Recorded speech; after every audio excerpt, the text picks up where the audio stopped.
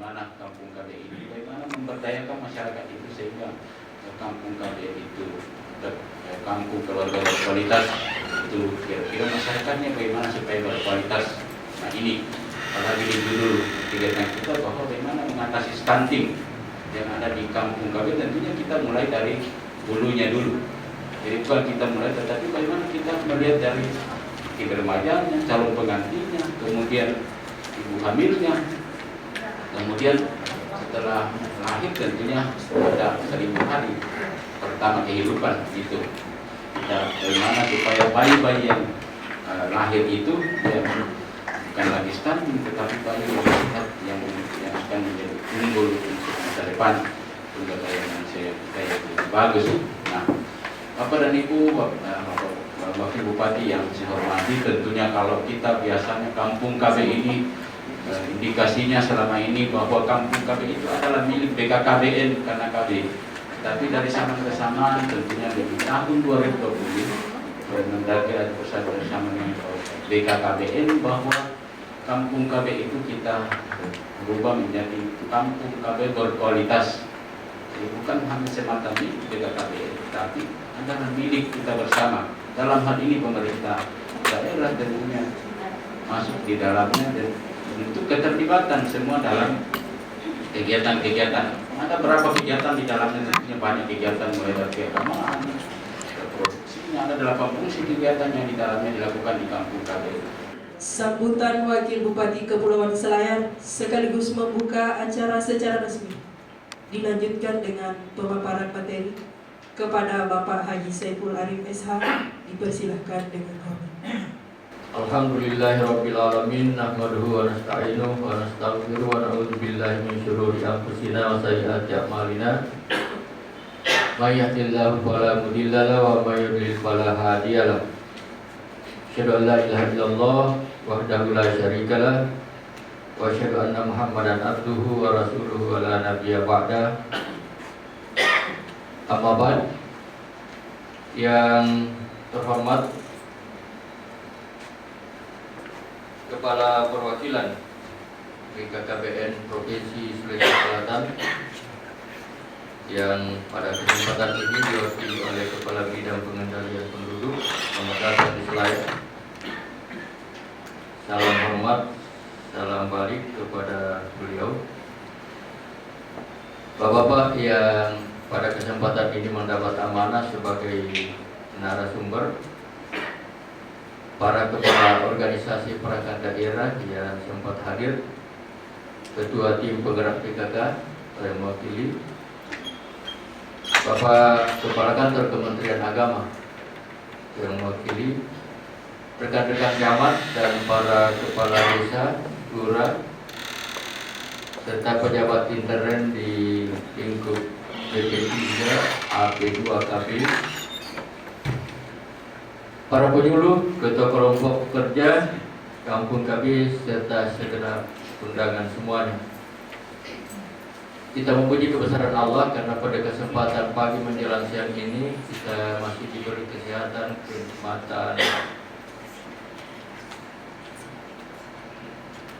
kesempatan untuk bisa bertemu, bertatap muka, berjabat hati berkaitan dengan materi yang akan kita bicarakan ini. Stunting itu punya kesan khusus bagi Saiful Arif dan Basri Ali karena masuk dalam salah satu materi waktu di kabinet. Memang di Makassar, tetapi live dan ditonton oleh sekian banyak pemirsa. Dan target ini kemudian harus dipicu dan sampai 2024. Itu juga adalah target pilkada serentak yang direncanakan pada bulan November yang akan datang. Sementara pilpresnya dengan legislatifnya itu di Februari 2024 yang akan datang. Apalagi beberapa waktu yang lalu Pak Kabid saya sudah mendapat amanah berdasarkan SK Bupati sebagai koordinator atau ketua percepatan penanggulangan stunting di Selayar di tingkat kabupaten. Kemudian di tingkat kecamatan saya sudah tanda tangani 11 kecamatan untuk kemudian ditindaklanjuti di seluruh desa dan kelurahan yang ada di Selayar. Dalam kaitan itu, maka saya meniatkan untuk hadir di tempat ini, paling tidak memberikan beberapa penekanan. Sayangnya nggak bisa hadir seutuhnya karena mendapat amanah dari hasil rapat PHBI kemarin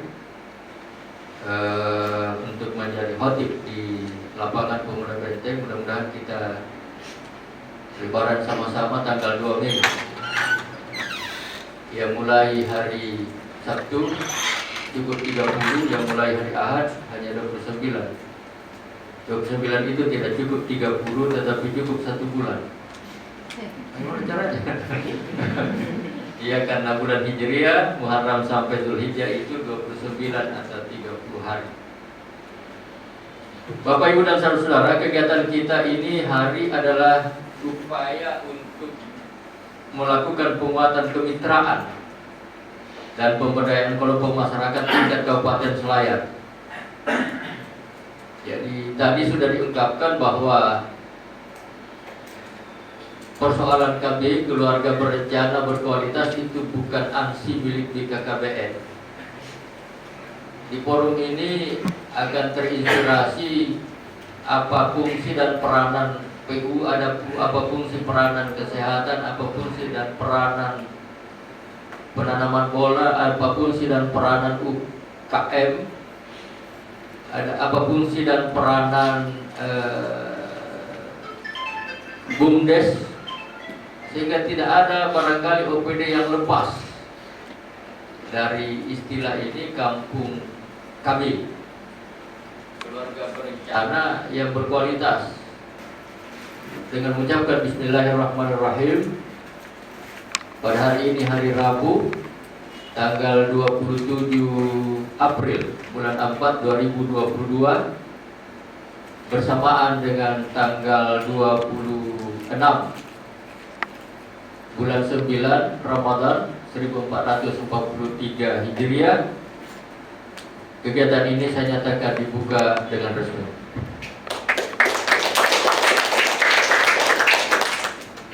Selesai satu tugasku. Bapak Ibu dan Saudara, persoalan kependudukan adalah persoalan yang sangat krusial. Kita berada di urutan keempat tingkat dunia yang jumlah penduduknya terbanyak setelah Cina, India, dan Amerika. Kita di urutan keempat. Ini jumlah penduduk menjadi benar besar jika berkualitas,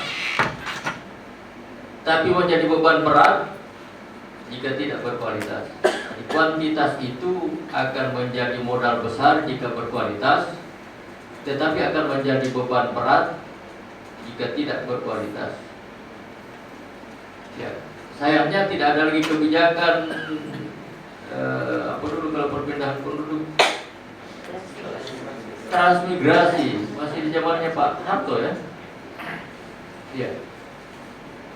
Jadi ini perlu menjadi inspirasi bahan diskusi.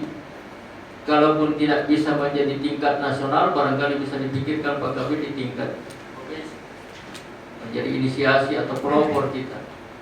Jika itu dianggap penting, karena banyak lahan yang nganggur tidak digarap oleh penduduk setempat. Dulu sangat terkenal itu transmigrasi dari Jawa, dari Bali, mengisi lahan-lahan kosong dan memanfaatkan. Jika penduduk ini berkualitas dengan jumlah yang besar kuantitasnya itu, maka dia akan menjadi penopang, bukan beban. Akan menjadi penopang bagi perkembangan daerah itu. Dan itulah yang semuanya dialami oleh seluruh wilayah, baik di tingkat lokal, regional maupun internasional. Dalam kaitan itulah maka acara kita ini menjadi sangat penting, Pak. Karena pertumbuhan penduduk yang terkendali akan menjadi beban yang berat bagi negara yang tidak terkendali akan menjadi beban berat. Karena itu membutuhkan anggaran. Dia menjadi manusia yang konsumtif dibandingkan dengan manusia yang produktif, tidak seimbang, maka dia akan menjadi beban bagi pembangunan. Sekali lagi skala lokal, regional, bahkan nasional.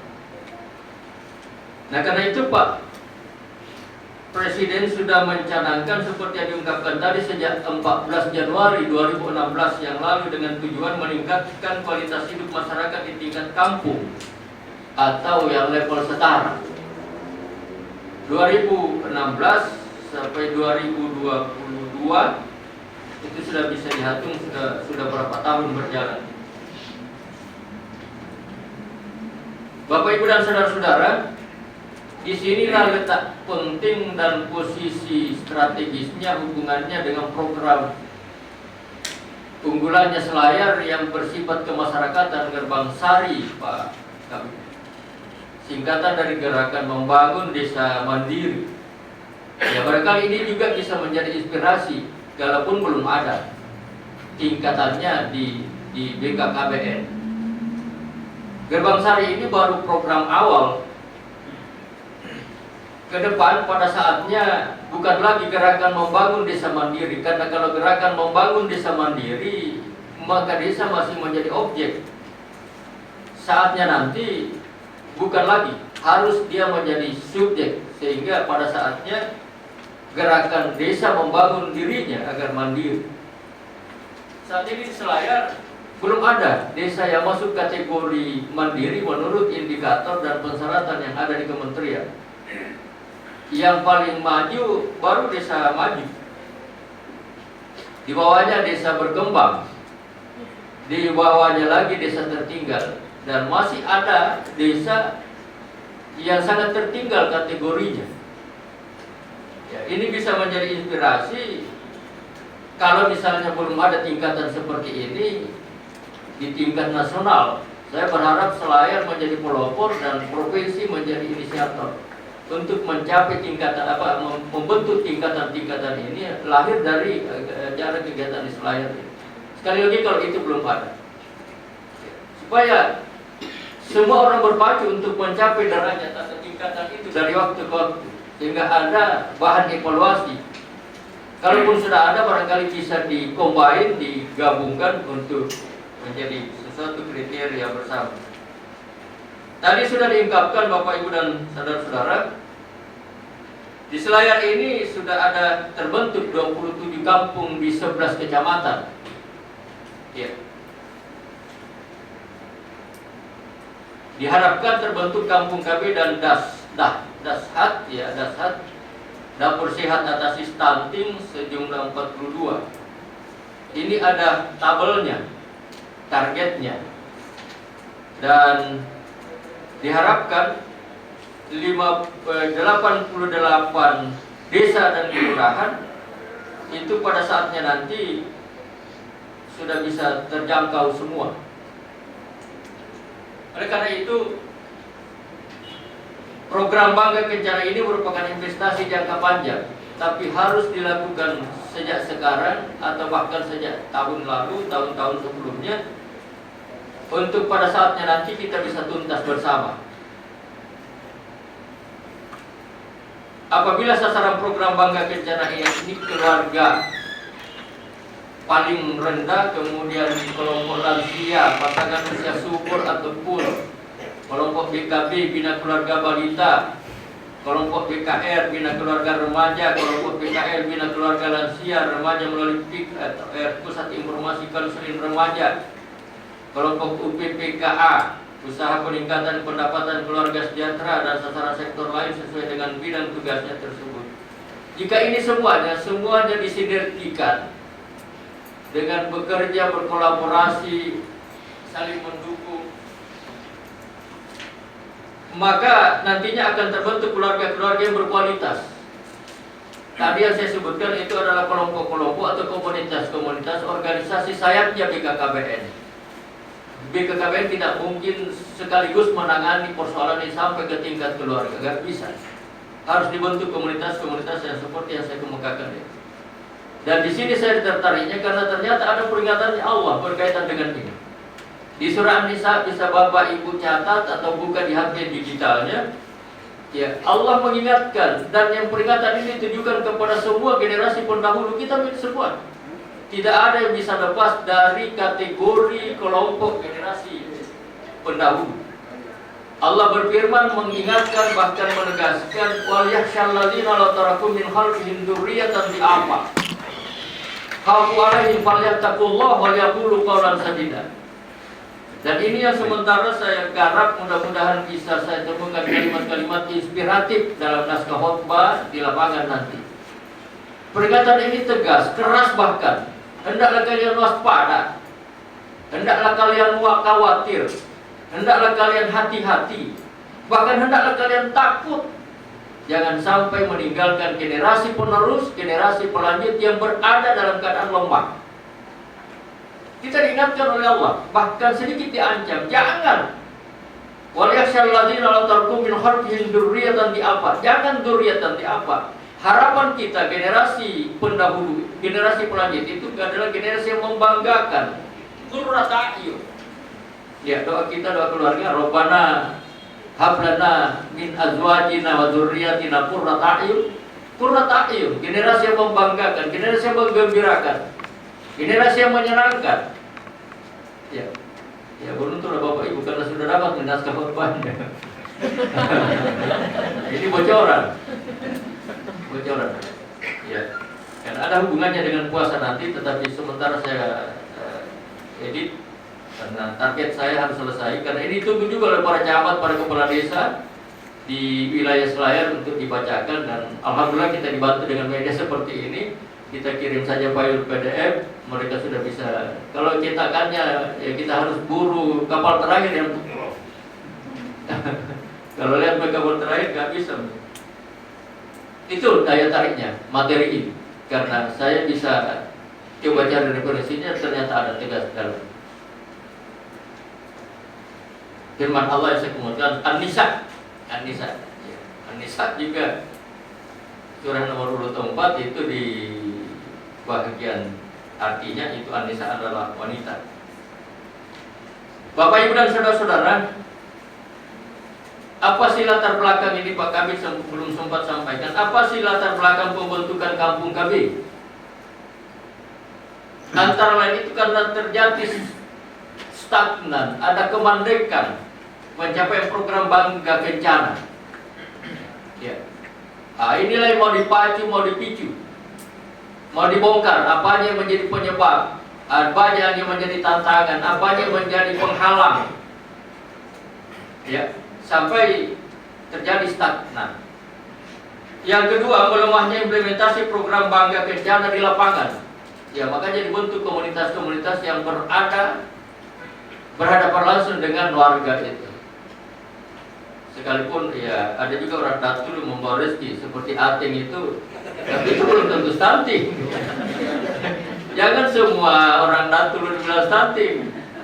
Karena bukan hanya cebolnya yang menjadi ukuran, ada banyak faktor yang menentukan itu. Sehingga aspek agama bagaimana bisa masuk, aspek ekonomi bagaimana bisa masuk, aspek pendidikan bagaimana bisa masuk, aspek kesehatan dan seterusnya.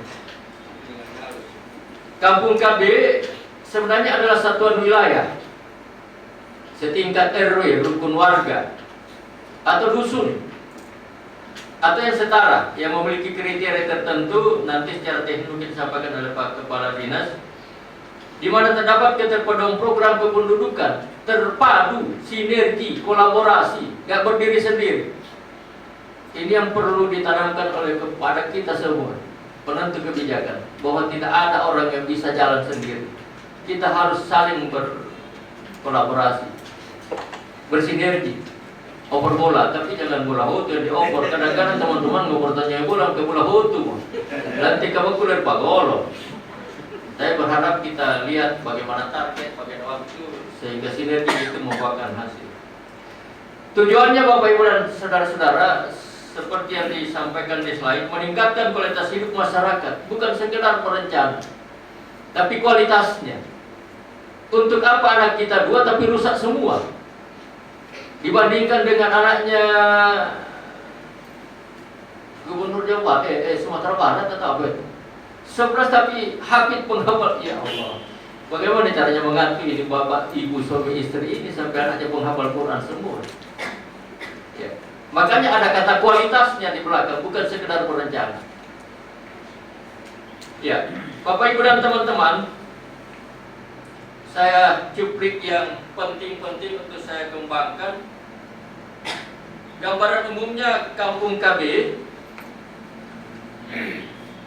seperti yang disampaikan oleh Bapak Presiden di 14 Januari seperti yang saya kemukakan tadi 2016 yang lalu. Ditargetkan 1 kecamatan 1 kampung KB. Kita sudah melampaui itu. Tetapi target yang kita mau tahu bersama seperti di slide Bapak Ibu, untuk KB tahun 2022 ini target kita sebanyak 42 kampung KB. Berarti kita baru mencapai 27. Berapa tanggungan kita selama 2022 ini yang mau dipacu? Yang mau dipercepat supaya di akhir 2022 kita sudah capai 42 angka kampung KB. Kemudian di 2023, 1 tahun yang akan datang, tahun depan, sudah sampai ke angka 65 kampung KB. Ini berarti berdasarkan target-target capaian, tetapi berdasarkan perhitungan kemampuan ya, personil, anggaran, dan juga waktu. Dan di tahun 2024, sebanyak 88 kampung KB. Berarti semua desa dan kelurahan sudah ada kampung KB. Ya. Nah, karena itu Bapak Ibu dan teman-teman, kalaupun belum ada model seperti ini, maka harus ada satu di setiap kecamatan barangkali kampung KB percontohan. Di bawahnya barangkali kampung KB binaan. Ya, tentu ada kriterianya. Sekali lagi kalau belum ada skala di tingkat nasional, di tingkat provinsi, mudah-mudahan ini bisa menjadi inspirasi. Sehingga yang lain-lain itu bisa memburu dan mencapai target dan sasaran atau persyaratan yang dicapai oleh level yang di atasnya. Sehingga jika ada rencana studi bandingnya mungkin jauh-jauh ada tuh kampung KB percontohan di sini ke sana mungkin. Karena banyak-banyak itu studi banding. Banding-bandingnya jalan, studinya tidak jalan. Oleh karena itu kalau saya mau memimpin rombongan studi banding, sepanjang perjalanan kutanya Bemomi, apa rencanamu mau menerapkan di sini? Setelah itu kemudian pulang saya lakukan apa yang kamu dapat dan apa yang bisa diterapkan di Selayar dengan prinsip ATM, ambil tiru modifikasi. Iya. Habis anggaran hanya yaitu banding-bandingnya jalan-jalan, studinya enggak, sehingga tidak ada rencana tidak lanjut. Bapak Ibu dan saudara-saudara, dalam kaitan ini kita harus berpacu, kita harus bersaing dengan kriteria yang ada. Ya, tentu harus ada insentif pada Pak Kades, Pak Kabit. Kalau itu belum ada, harus ada insentif. Kalau satu kampung KB sudah mencapai derajat atas persyaratan yang ditargetkan, apa insentifnya? Ya, kalaupun itu belum ada, tolong dipikirkan, tolong dianggarkan, itu berbentuk anggaran. Tapi yang diberikan adalah lembaganya, bukan perorangannya. Itu bisa dirasakan manfaatnya. Bapak Ibu dan teman-teman yang saya hormati, persebaran kita di Selayar ini sudah dipaparkan di angka-angka itu. Tetapi yang saya mau tegaskan di slide berikutnya, DASHAT, Dapur Sehat Atasi Stunting. Yang pertama, pemanfaatan sumber daya lokal, bahan pangan lokal. Di Selayar ini Bapak Ibu dan teman-teman sangat banyak pangan lokal yang variatif. Ada ubi, ada ubi jalar, ada suli mandapa. Ya. Dari situ saja banyak sekali Pak. Dan ketika kita, ya mohon maaf, ini menjadi inspirasi dan barangkali satu ketika jadi kebijakan. One day no rice. One day no rice, bukan one day one juice. One day no rice. One day no rice itu pernah diterapkan di Depok, dan saya pernah ke sana, pas betul. Hari itu mungkin disengaja direncanakan. One day no rice, 1 hari dalam 1 pekan no rice, tidak ada beras, tidak ada terigu. Ya, oh Pak Uhi, canggoreng itu yang ditawarkan ketika itu. Kita makan siang tidak tanpa beras. Di situ baru saya tahu ternyata ini beras itu adalah model penjajahan dulu. Orang Belanda mengatakan orang kaya itu kalau makan beras. Akhirnya banyak orang Selayar yang menanam jagung tapi konsumsinya beras. Ini kan tidak seimbang. Ya. Saya berharap dorong ini terus oleh BKKBN, oleh kesehatan, oleh rumah sakit, barangkali suatu kita bisa menjadi sebuah kebijakan. Hari apa dalam 1 pekan itu kita tidak pakai beras? Karena itu yang paling banyak memicu dan memacu itu diabetes, Pak. Dari angka yang saya dapat, mohon maaf kalau salah. Itu yang paling banyak memacu. Nah, tapi karena pola pikir kita sudah dicekoi oleh para penjajah bahwa kita ini tidak dianggap kaya kalau tidak makan beras, akibatnya itu tadi. Obat terlalu lama tapi bukannya merah. Lalu kemudian edukasi perbaikan gizi dan konsumsi pangan bumil, busui, dan balita, ibu menyusui. Kemudian sosialisasi terkait dengan pangan lokal yang terjangkau. Pangan lokal yang terjangkau. Ya, jangan sekali lagi banyak sekali variasi pangan lokal kita, Bapak, yang bisa dikonsumsi. Ketika kita sepakat, misalnya hari Jumat non beras, jangan hari Ahad kalau itu buaki. Hari Jumat misalnya, hari ibadah, jadi gampang ingat. Di CTV juga di wilayah Pulau saya katakan kampanyekan one day no fishing. Hari Jumat itu juga. Ya. Kalau siapa yang melanggar kearifan lokal, kalau misalnya sudah kan banyak kepala desa, kalau itu sudah terutama desa pulau, kalau itu sudah menjadi keputusan kebijakan kepala desa, one day no fishing, 1 hari tidak menangkap ikan di hari Jumat itu, siapa yang melanggar maka sanksi adatnya tinggi. Jangankan dikasih gratis, jangankan dijual, dikasih gratis pun jangan diterima. Kalau yang melanggar itu, ini wacana, tetapi saya berharap bisa ditindaklanjuti oleh kepala desa yang ada di pulau-pulau, sehingga nuansa keagamannya Anda masuk, tetapi kearifan lokalnya itu juga jalan. One day no fishing dan one day no rice. Saya bercita-cita juga pernah one day no asap. How do you say asap in English? Dari 1 hari itu tidak ada asap. Bukan asap dapur, asap rokok maksudnya. Asap kendaraan misalnya.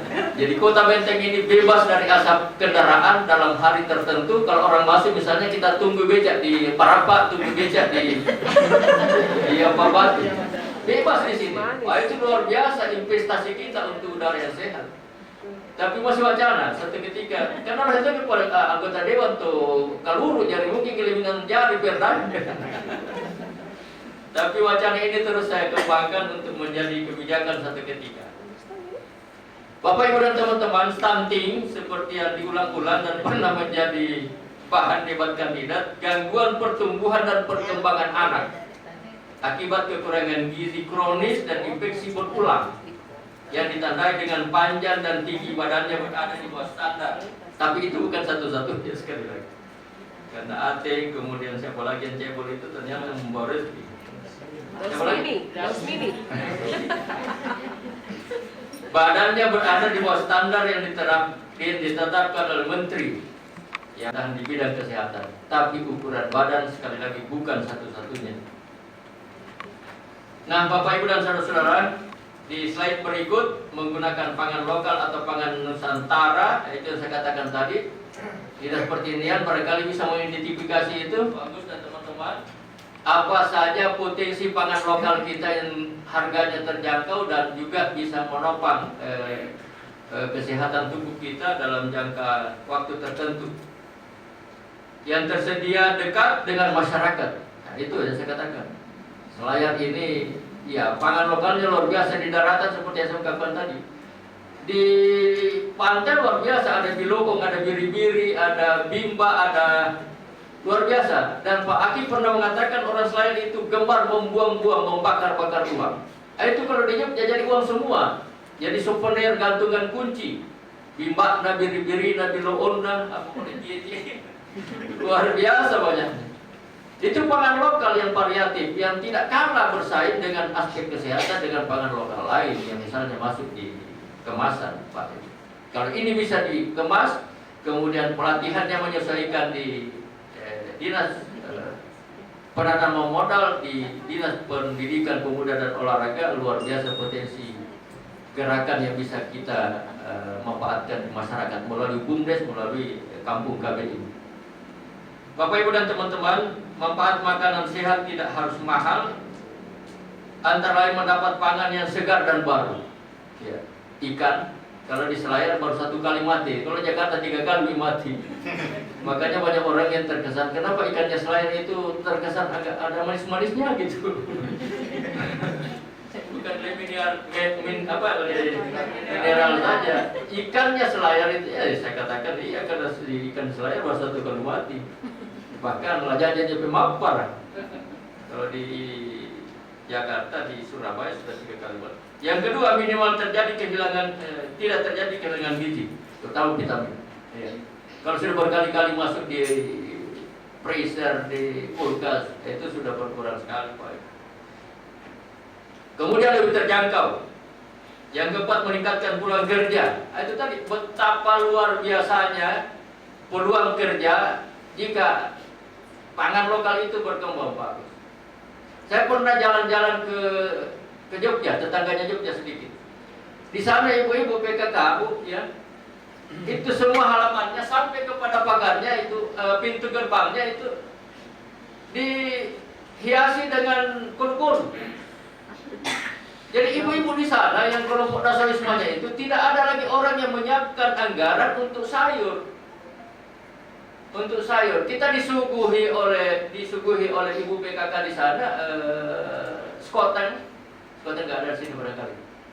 Tapi itu makanan di Jawa, di Bali populer.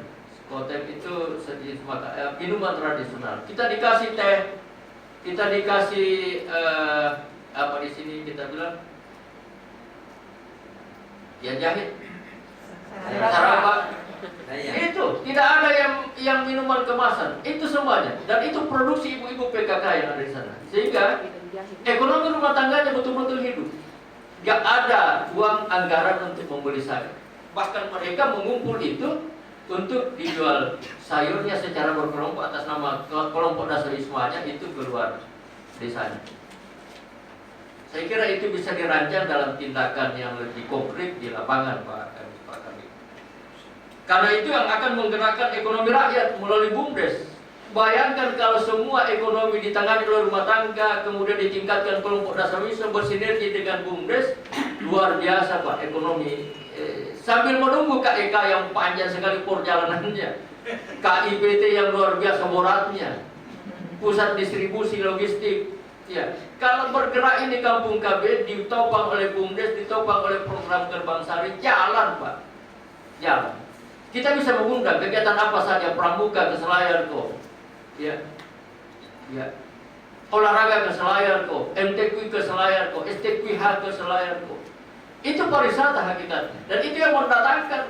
Nah, kalau sudah bergerak ini kampung KB dengan ekonomi kemasyarakatan ditopang oleh PKK, hidup, Pak, kampung kita hidup mandiri betul. Sekaligus meningkatkan kedaulatan dan ketahanan pangan bangsa yang berbasis keluarga. Bapak, Ibu, dan saudara-saudara, dalam kaitan itu maka target ke depan yang ingin kita capai adalah terpenuhinya kebutuhan gizi anak yang terdampak stunting. Jadi bagaimana stunting ini diidentifikasi, apa faktornya supaya bisa dicegah, kemudian yang terlanjur ini bagaimana mengantisipasi. Ya. Tentu bukan hanya kepada anaknya, mulai dari calon pengantinnya, mungkin di Suscatin, Pak kalau sudah memang ada materi-materi kursus calon pengantin yang menjadi cikal bakal pembentukan keluarga. Kemudian manfaat berikutnya diperoleh pengetahuan dan keterampilan penyiapan pangan sehat dan bergizi berbasis sumber daya lokal. Ini menjadi kata kunci, sumber daya lokal. Selanjutnya meningkatkan kesejahteraan keluarga melalui keterlibatannya dalam kelompok usaha keluarga masyarakat berkelanjutan, sustainable. Itu basisnya di keluarga, Pak. Diangkat menjadi dasawisma, diangkat menjadi BUMDes. Ya Allah, sangat menantang dan menggembirakan jika ini bisa kita capai Bapak Ibu dan teman-teman. Dukungan pemerintah, tadi saya sudah katakan bahwa sudah ada SK Bupati dan diamanahkan kepada Wakil Bupati untuk memandoi program. Saya juga dikasih amanah untuk menjadi tim pengendali atau percepatan keterlibatan BPJS Ketenagakerjaan. Saya ingin sampaikan berita gembira ini, kita sudah berada di skala nomor 2 nasional, Pak. Saya berharap ini bisa menjadi inspirasi. Ya, kalau kita mau menjadi nomor 1 di Sulsel, bagaimana caranya? Cari kriteria baru kita diskusikan. Sehingga target saya dalam waktu dekat ini, kalaupun bisa, mudah-mudahan sebelum Lebaran, paling tidak sesudah Lebaran kita masuk. Saya mau rapat dengan teman-teman tim yang tergabung di dalam SK Bupati tadi berkaitan dengan stunting di tingkat kabupaten. Kemudian pelayanan administrasi kependudukan keliling di setiap kecamatan, ini di Capil. Makanya kita ngotot sekali supaya segera direalisasikan target 30 tower. Karena tanpa tower mungkin tersendat-sendat. Tanpa tower yang memadai, di kawasan Taman Nasional saja itu kalau nggak salah 4 tower yang mau dibangun. Artinya dengan terbangunnya tower itu maka sudah bisa saling menyambung komunikasi. Betapa luar biasanya dari Taman Nasional sampai putranya Prof. Gagarin, Pak Gabit, itu perempuan. S1-nya di Jepang, S2-nya di Jepang, S3-nya di Jepang. Tesis untuk S3-nya ngambil TK moderator. Saya sudah pernah fasilitasi ke sana. Ya, tapi di sana kelemahannya ada evaluasinya beliau.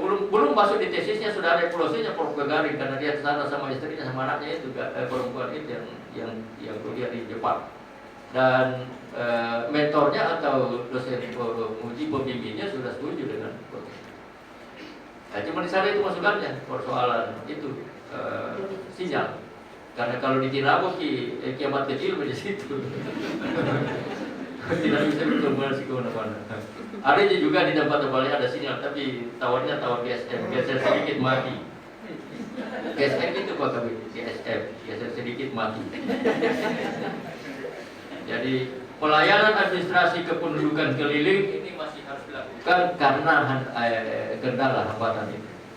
Lalu kemudian tersedianya rumah dataku yang diungkap di sini tadi. Kemudian pembangunan sarana dan prasarana air bersih. Ini Pak Simas perlu kami rapat tindak lanjut karena beberapa hari yang lalu kami kunjungan kerja dan sejumlah peralatan sudah terhampar, malah sudah menjadi potensi kecelakaan lalu lintas. Tidak cukup anggarannya ternyata Pak Simas. Terbengkalai itu program.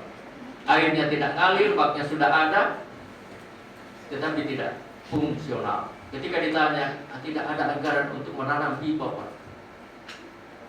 Alasan klasik sederhana sekali. Kenapa dipaksakan kalau belum ada? Ini kami diskusikan apakah leketnya di PU atau di dinas lain supaya tidak mubazir itu. Jadi sekarang itu pipa digantung, Pak, seperti pintu gerbang. Karena kalau dihampar begitu, ya mengundang kecelakaan. Banyak yang tak best kalau di situ. Kemudian dukungan lain penyediaan sarana MCK jamban keluarga baik program dinas maupun aspirasi dari Dewan itu sudah setiap tahun kita programkan. Kemudian drainase perbaikan jalan raya PUPR. Kemudian pemberian bantuan PKH program keluarga harapan dan beras sejahtera bukan lagi raskin bagi keluarga yang kurang mampu. Ini mulai di Dinsos. Bantu bagi keluarga yang terdampak COVID-19. Kita bikin refokusin sampai pembeli yang lain-lain digeser semua. Mudah-mudahan CPP tidak digeser di situ kasihan. Mulai dinas perdagangan, kemudian koperasi dan UKM dan pelatihan germas dan makanan tambahan untuk sasaran 1.000 HPK yang di Dinas Kesehatan Provinsi Sulawesi Selatan. Itulah beberapa bentuk dukungan dari Kabupaten, Bapak Ibu dan teman-teman untuk menyaksikan ini, termasuk melaksanakan aksi konvergensi percepatan penurunan pencegahan stunting seperti yang dilakukan beberapa hari oleh Dinas Kesehatan. Kemudian terbentuknya SK Bupati seperti yang saya kemukakan tadi, untuk kemudian ditindaklanjuti SK tingkat kecamatan, dan Pak Camat akan menindaklanjuti dengan SK tingkat desa dan kelurahan. Kemudian terbentuknya SK Ketua Tim Pelaksana Tim Percepatan Penurunan Stunting di 11 kecamatan, desa, dan terbentuknya SK Bupati pembentukan tim pendampingan keluarga dalam upaya percepatan penurunan stunting di desa dan kelurahan. Saya berharap sekali lagi kita bersinergi, berkolaborasi. Pesannya Allah ini sebagai penutup, innallaha yuhibbul ladzina yuqatiluna fi sabilihi saffa ka'annahum bunyanun marsus. Sesungguhnya Allah itu mencintai hamba yang berjuang di jalan dalam barisan yang teratur, antara satu komponen, satu komunitas, satu objektif itu saling menopang, saling menguatkan. Seperti kokohnya sebuah bangunan yang antara satu sudut dengan sudut lainnya saling menguatkan. Demikian Bapak Ibu dan saudara-saudara, mudah-mudahan ada manfaatnya, menjadi inspirasi dalam materi-materi sebelumnya. Dan bahan diskusi, saya berharap mungkin ada rekomendasi Pak Kadis, Pak Kabid di dalam forum ini untuk kemudian bisa kita tindak lanjuti sesuai dengan tupoksi masing-masing. Sadaqallahul adzim. Terima kasih. Assalamualaikum warahmatullahi wabarakatuh. Maka selesailah seluruh rangkaian acara pembukaan kegiatan penguatan kemitraan Kampung KB dan pemberdayaan kelompok masyarakat di Kampung KB dalam rangka penurunan stunting di Kabupaten Kepulauan Selayar. Untuk menutup acara, marilah bersama kita mengucapkan Alhamdulillahirrahmanirrahim. Assalamualaikum warahmatullahi wabarakatuh.